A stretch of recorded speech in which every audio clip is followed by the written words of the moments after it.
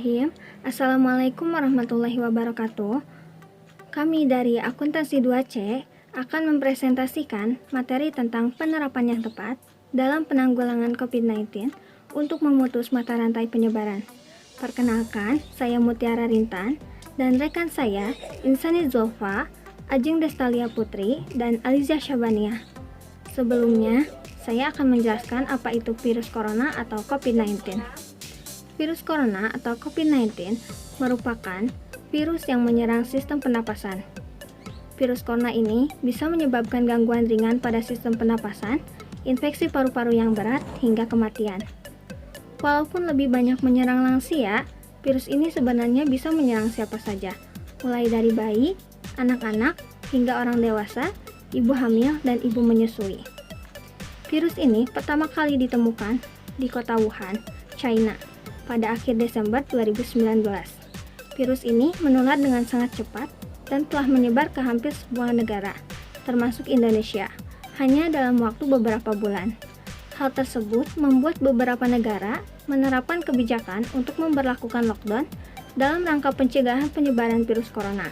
Di Indonesia sendiri, diberlakukan kebijakan pembatasan sosial berskala besar atau PSBB untuk menekan penyebaran COVID-19. Coronavirus ini adalah kumpulan virus yang bisa menginfeksi sistem pernapasan. Pada banyak kasus, virus ini hanya menyebabkan infeksi pernapasan ringan, seperti flu dan lain-lain. Namun, virus ini juga bisa menyebabkan infeksi pernapasan berat, seperti infeksi paru-paru. Penyebaran virus corona terjadi begitu cepat. Berdasarkan data terbaru Organisasi Kesehatan Dunia atau WHO, hanya dalam waktu kurang lebih 3 bulan, virus yang tadinya bermula di kota Wuhan sudah tersebar ke 141 negara, termasuk Indonesia. Ada 4 langkah pencegahan penularan COVID-19. Yang pertama yaitu jaga jarak atau social distancing, atau yang sekarang lebih dikenal dengan physical distancing. Yang kedua, bekerja, beribadah, dan belajar di rumah. Yang ketiga, rajin mencuci tangan atau menggunakan hand sanitizer beralkohol 60%. Yang keempat, terapkan pola hidup sehat dan bersih. Yang pertama yaitu social distancing. Social distancing merupakan tindakan untuk sebisa mungkin berdiam diri di rumah, menjauh dari keramaian, dan tidak berpergian apabila memang tidak diperlukan. Social distancing yang secara harfiah berarti menjaga jarak dari kehidupan secara sosial atau menjaga jarak fisik dari orang lain, akan memperlambat penyebaran virus corona yang terjadi melalui kontaminasi droplet atau percikan air liur pada jarak dekat. Dengan social distancing, maka risiko Anda untuk tertular dari COVID-19 dari orang lain akan berkurang. Sebaliknya, jika Anda ternyata terinfeksi tapi tidak menyadarinya, maka menjauhkan diri dari keramaian akan sangat membantu mencegah penyebaran. Sudah ramai istilah social distancing atau physical distancing disebut di media sosial lokal ataupun internasional. Langkah ini dianggap salah satu cara paling sederhana dan cukup efektif untuk mencegah penyebaran penyakit COVID-19 di Indonesia dan seluruh dunia. Mengapa? Karena COVID-19 menyebar melalui droplet atau percikan air liur. Jadi, jika seseorang yang terinfeksi virus ini kemudian tidak sengaja batuk atau bersin tanpa menutup mulutnya, maka droplet akan jatuh pada permukaan yang ada di dekatnya. Saat ada orang lain yang tidak terinfeksi memegang permukaan tersebut, lalu menyentuh mulut, hidung, atau matanya tanpa mencuci tangan terlebih dahulu, maka ia beresiko tinggi ikut tertular. Inilah yang membuat angka penularan penyakit ini naik drastis dalam waktu singkat. Bayangkan, jika orang yang terinfeksi itu masih tetap masuk kerja, sekolah, datang ke seminar atau konser musik, meski awalnya terinfeksi hanya 1 orang, namun setelah menyebar, bisa saja ribuan orang lainnya berada di tempat tersebut juga terinfeksi. Jadi, mulai sekarang, agar penyebaran virus ini tidak semakin meluas di Indonesia, peran yang bisa kita lakukan adalah dengan melakukan social distancing. Jangan beraktivitas di luar rumah, kecuali jika benar-benar diperlukan. Untuk sementara waktu, hindari berkumpul secara langsung dengan teman atau saudara. Tidak perlu juga untuk mengunjungi pusat keramaian seperti mal atau tempat wisata. Social distancing akan menekan risiko penyebaran infeksi maksimal kepada 3 orang saja, yang berada dalam satu tempat tinggal atau para kerabat terdekat. Tanpa langkah social distancing ini, penyebaran infeksi bisa terjangkau 1.000 orang yang lain yang berada di konser yang sama. Memperlambat laju penyebaran virus juga penting agar orang yang sakit tidak terinfeksi secara bersamaan. Tentu akan jauh lebih mudah untuk mengobati 4 orang yang terinfeksi dibandingkan dengan 1.000 orang sakit secara bersamaan. Dengan demikian, social distancing secara tidak langsung akan membantu sistem kesehatan masyarakat agar tidak runtuh. Tindakan ini mampu membantu rumah sakit, laboratorium, maupun dokter dan tenaga medis lainnya agar tidak kewalahan menangani jumlah pasien COVID-19 yang melebihi kapasitas dan kemampuan daerah tersebut, sehingga semua pasien yang sakit bisa mendapat perawatan yang optimal. Jika ketersediaan rumah sakit dan jumlah tenaga medis tidak seimbang dengan jumlah pasien, maka akan banyak pasien yang terinfeksi virus corona yang berakhir tidak bisa mendapatkan perawatan yang layak. Akibatnya, angka kematian akan semakin tinggi. Cara memutuskan mata rantai penyebaran yang kedua akan dijelaskan oleh rekan saya. Assalamualaikum warahmatullahi wabarakatuh. Nama saya Insan Yusufa. Saya akan menjelaskan tentang bekerja di rumah, belajar di rumah, dan beribadah di rumah. Teman-teman, virus corona adalah virus baru yang hingga saat ini belum ada obatnya atau vaksinnya. Virus ini bisa menyebar dengan sangat cepat, terutama di area yang ramai. Jika orang-orang dengan daya tahan tubuh yang rendah akan sangat cepat tertular, maka gejala yang dialami dapat sangat berat, hingga dapat menyebabkan kematian. Orang-orang dengan sistem imun yang baik dapat sembuh sendiri dari penyakit ini. Setiap orang dapat terinfeksi dan dapat menularkan virus ini. Orang tanpa gejala juga dapat menularkan virus ini.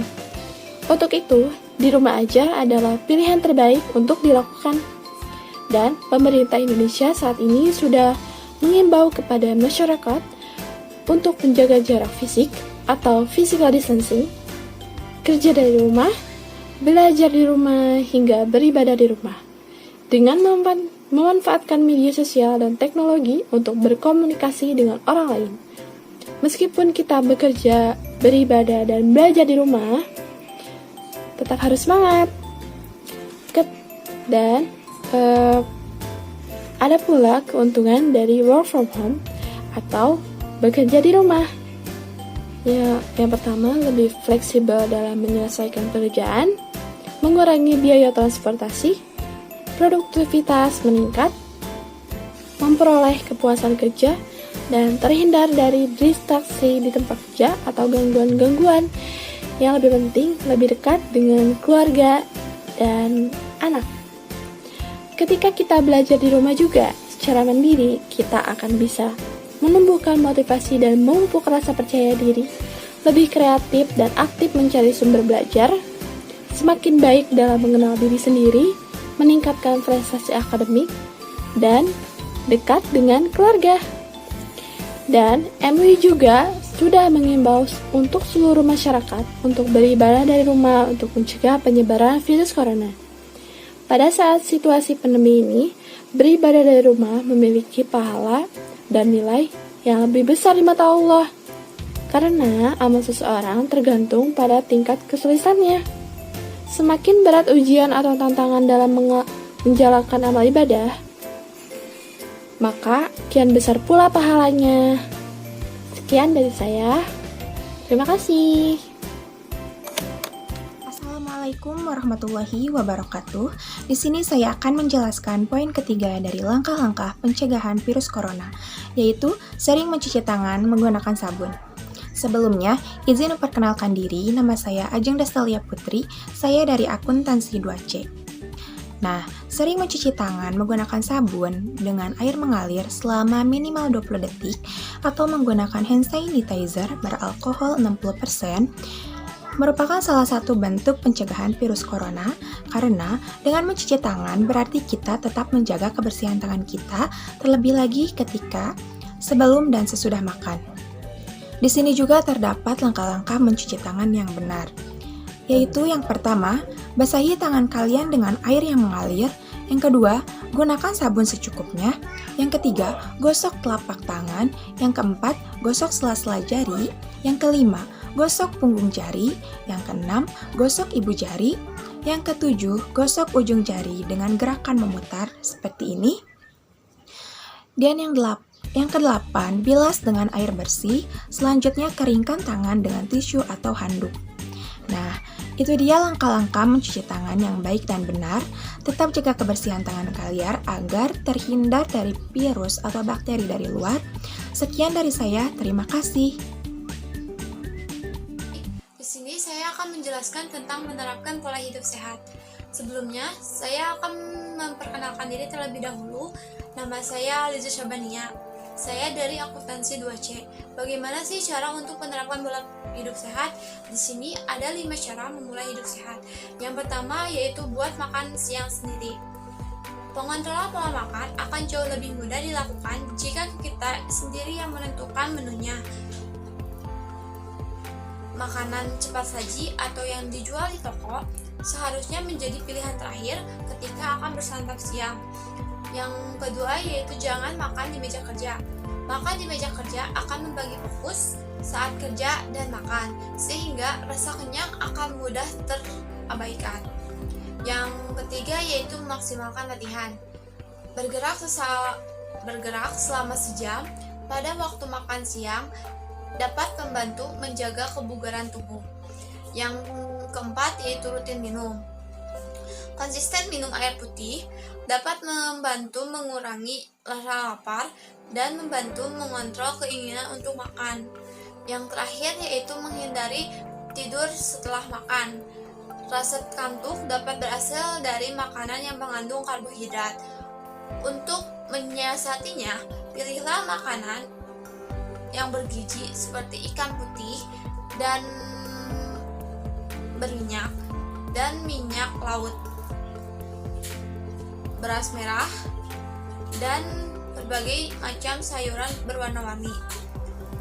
Jadi, untuk menerapkan pola hidup sehat, yaitu kita bisa melakukan memperbanyak minum air putih, menjaga pola makan serta rajin berolahraga, dan jika perlu, minum vitamin. Sekian dari saya.